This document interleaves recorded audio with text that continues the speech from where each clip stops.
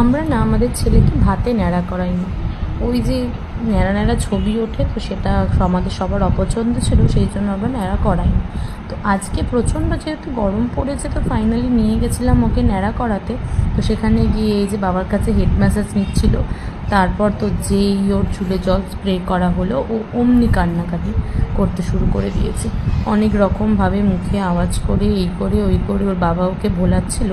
এদিকে আমি কি করেছি, অন্য একজনের চাবি নিয়ে ওকে এরকম সামনে দেখাচ্ছি ভোলানোর জন্য, আর সে কি চাবি খুঁজেই যাচ্ছে, পাচ্ছি না। তারপর আমার মনে পড়ছে আমিই তো তার চাবি নিয়ে হাতে নাড়াচ্ছি।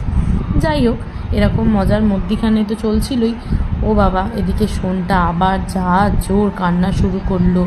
তারপর তো বাধ্য হয়ে ওর মাথা ন্যাড়া করা বন্ধ করিয়ে ওকে কিছুটা এদিক ওদিক ঘোরানো হলো, শান্ত করা হলো, আবার নিয়ে আসা হলো। তো ফাইনালি সম্পূর্ণ কমপ্লিট